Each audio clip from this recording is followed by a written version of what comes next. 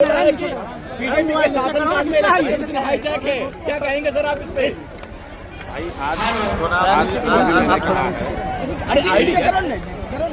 राहुल गांधी देश में विपक्ष के नेता हैं और अगर उन्होंने लिखित तौर पर डिटेल एक बात रखी है सामने, देश के सामने, जिसमें महाराष्ट्र में हुए इलेक्शन को लेकर उन्होंने कुछ सवाल उठाए, खास करके जो अंतिम 1 घंटे में वोटिंग परसेंटेज बढ़ा है और कुछ लोगों का जो वोटर लिस्ट में नाम जोड़ने के बाद उन्होंने पूरा अपना एक डिटेल आर्टिकल लिखा है। क्योंकि वो विपक्ष के नेता हैं, कांग्रेस विपक्ष की सबसे बड़ी पार्टी है, राहुल गांधी ने ये कहा है तो लोकतंत्र का ये तकाजा है कि इलेक्शन कमीशन अपनी ओर से वो सारी जानकारी पब्लिक में उपलब्ध कराए, मुहैया कराए, जिससे जनता के हर वर्ग का विश्वास चुनाव की प्रक्रिया में बिल्कुल पारदर्शी है होनी चाहिए, लोगों का भरोसा होना चाहिए। इसलिए इलेक्शन कमीशन को उसको किनारे खारिज नहीं करना चाहिए, उसका जवाब देना चाहिए, ताकि लोग देख सकें कि राहुल गांधी ने जो बात कही है वो सही है या गलत है। इलेक्शन कमीशन ने शायद, यहाँ तक अभी मुझे पूरी जानकारी नहीं है, लेकिन शायद राहुल गांधी को कहा है कि वो सीधे इलेक्शन कमीशन को वो जानकारी उपलब्ध कराएं, ऐसा शायद कहा है, मुझे पता नहीं है।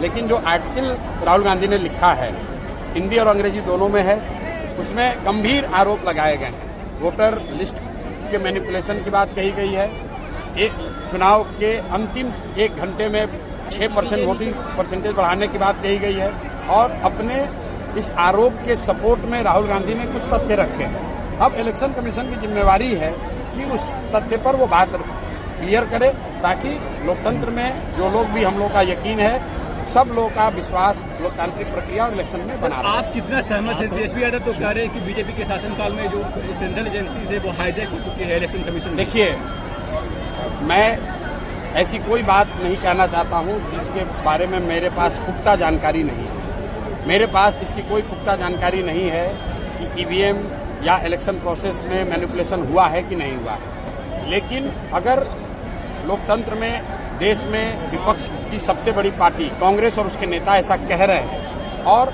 अपने हिसाब से उन्होंने कुछ तथ्य या प्रमाण रखे हैं, तो उस पर चर्चा होनी चाहिए, इलेक्शन कमीशन को उस पर जवाब देना चाहिए। रह गई बात तेजस्वी यादव की, तो ये राजद के नेता हैं और बिहार के लोगों को बहुत अच्छी तरीके से याद है कि जब उनके पिताजी का शासन था तो यहाँ पर इलेक्शन कितनी बढ़िया से होता था, कैसे बूथ लूटा जाता था, कैसे बक्से से जिन निकलने वाली बात कही जाती थी। इसलिए तेजस्वी यादव के कहने का कोई मतलब नहीं है। हाँ, राहुल गांधी ने बात कही है, तथ्यों के साथ कहा है, उसका जवाब इलेक्शन कमीशन को देना चाहिए। सर, उपेंद्र कुशवाहा हो, चिराग पासवान हो, सभी अपने दमखम दिखा रहे हैं और एनडीए को कहीं ना कहीं आंख भी दिखा रहे हैं। आपको क्या लगता है? उपेंद्र कुशवाहा, मैंने पहले कहा है कि जब आप गठबंधन की राजनीति में होते हैं तो इस तरह की चीजें चलती रहती हैं। हर दल हाथ पांव मारता है इसलिए कि उसको लगता है कि मैं ज्यादा से ज्यादा सीट ले लूं। लेकिन जो जमीन की स्थिति है, जो एनडीए है, उसका प्रमुख दल भाजपा है और भाजपा के 2 नेता, माननीय प्रधानमंत्री मोदी जी और अमित शाह, वो जो निर्णय लेंगे वही सारे लोग मानेंगे, चाहे ये जितना उछल कूद मचा ले, जितनी बात कह लें, अल्टीमेटली वही होगा जो भाजपा तय करेगी। उसी तरीके से दूसरे साइड जो यूपीए राजद गठबंधन है, उसमें वही होगा जो लालू जी तय करेंगे। कांग्रेस ने बहुत हाथ पांव मारा। आप अभी, हम लोग बेगूसराय में हैं, यहीं के कन्हैया कुमार हैं, आए थे कुछ दिन यहाँ पर घूमना शुरू किया था। आप लोगों ने सवाल पूछा, अरे भाई कन्हैया कुमार आए हैं, कांग्रेस क्या तेजस्वी को चेहरा मानेगी नहीं मानेगी? उस समय भी मैंने कहा, अरे भाई जब तक लालू जी का दम है, जब तक राजद का शासन है, तो इसमें ये कोई सवाल नहीं है कि उसका चेहरा कौन होगा।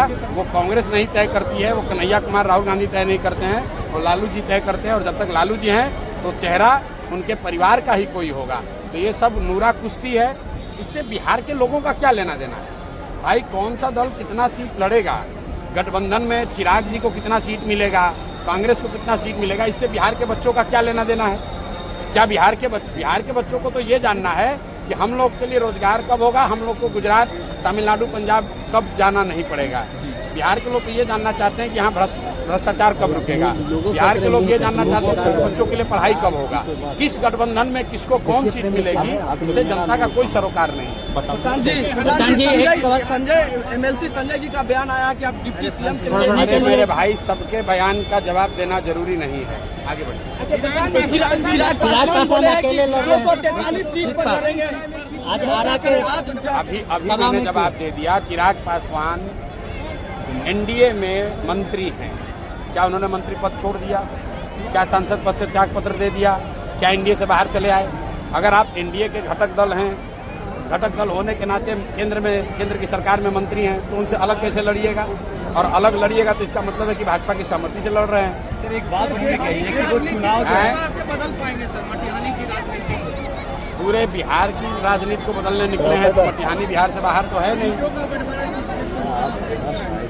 सीटों का बंटवारा मतलब हम लोग को किसी से बंटवारा नहीं करना, हम लोग तो 243 लड़ रहे हैं। सर आप कह रहे हैं कि पार्टी बनाया है काला धन बचाने के लिए? क्या करने के लिए? काला धन को व्हाइट मनी में करने के लिए। किसने बोला ये? एमएलसी संजय। चलिए आगे बढ़िए, छोड़िए, आगे बढ़िए। ठीक है सर, चलिए ठीक है।